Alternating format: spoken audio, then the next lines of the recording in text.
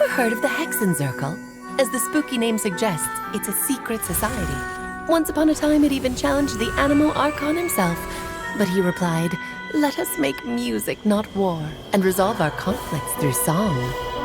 From then on, the mages would only ever convene in the woods, in the skies, or on the edges of cliffs.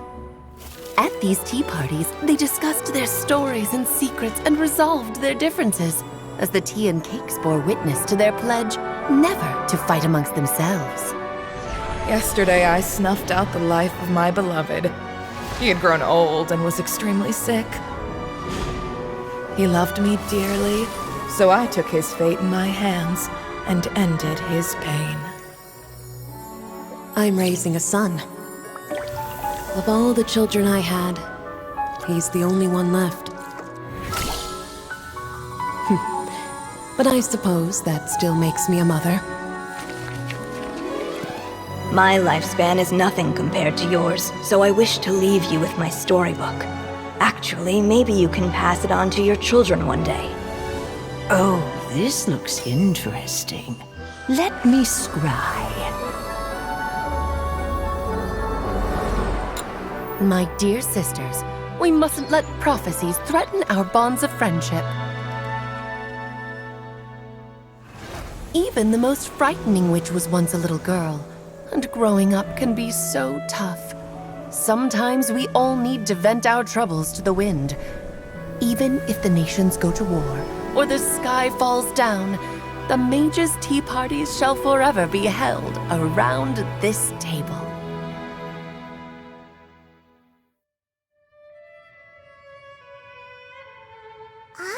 So this is where the legendary mages held their meetings! That's right.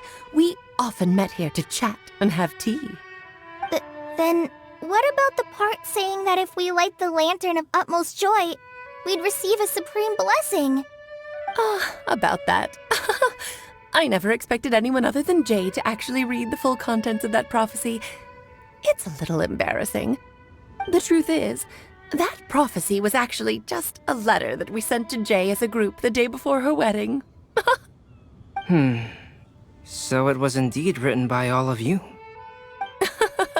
I must thank you for resisting the urge to immediately reveal the truth to everybody, Albedo.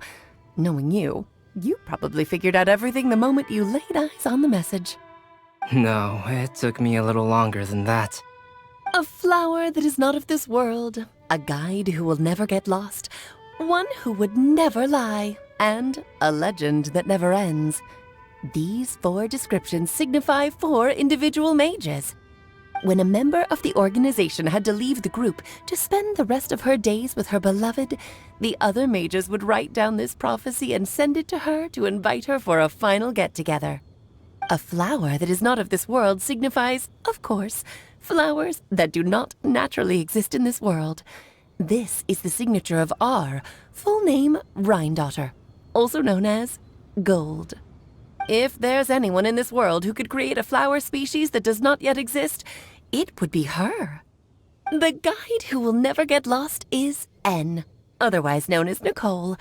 You may not have encountered her yet, but she is a truly extraordinary woman who has made this world's direction and order her subject of study.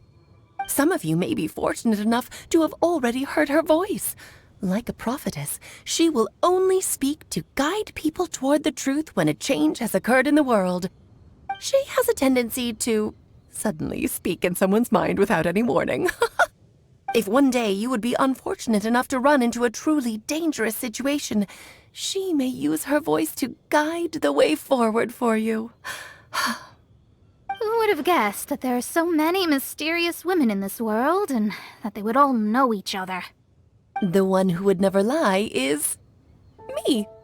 I hope no one would take offense.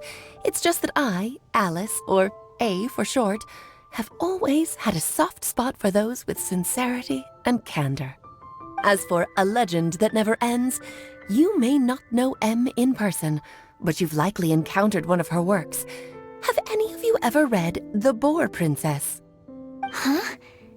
I'm pretty sure every child in Mondstadt has read that book. It's also one of my favorite stories. Em was an exceptional human writer who used her prose to teach me the meaning of grief. Don't you think such a person would deserve a seat at the mage's table? Paimon's getting more and more lost. It may sound hard to believe, but I can attest to everything that Alice has said. Jay was also a mortal who aged and passed on, leaving her title to her students and followers.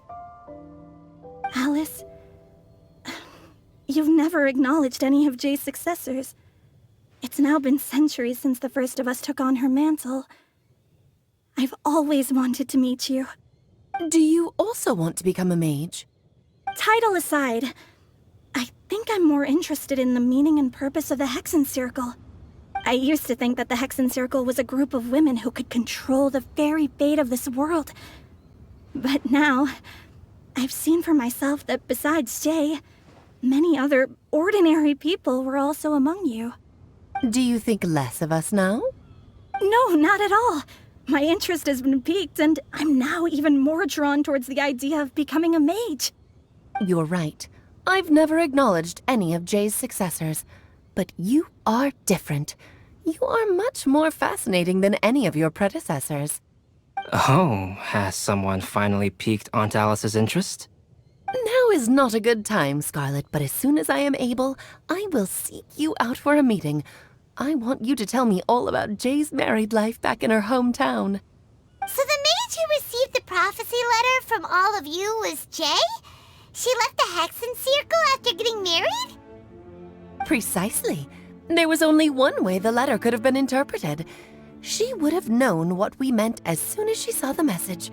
We were just asking one thing of her. Please come to see us again. Before you go and settle forever with your happiness, please come share some of it with your best friends and sisters. So, the Supreme Blessing actually meant... All journeys are fleeting and will eventually come to an end. What will give us the most fulfillment and happiness in the end are those who will greet us at our journey's destination. Dear child, I believe you can also understand what I am talking about. We women will always have many troubles and encounter pains and frustrations that will keep us up at night. But no matter how hard things may become, we will cross mountains and oceans to see our best friends again, regardless of how many years have passed or how far the distance may be. As long as we can be with our beloved friends, our hearts will be filled with joy. To us mages, that's what being supremely blessed is all about. I still don't get it, but I do know that all the mages are Mom's best friends. If you ask how I see it, the Hexen Circle is just a group of ladies that I spent my youth with. Anyway, I'll introduce some of the other members to you all later.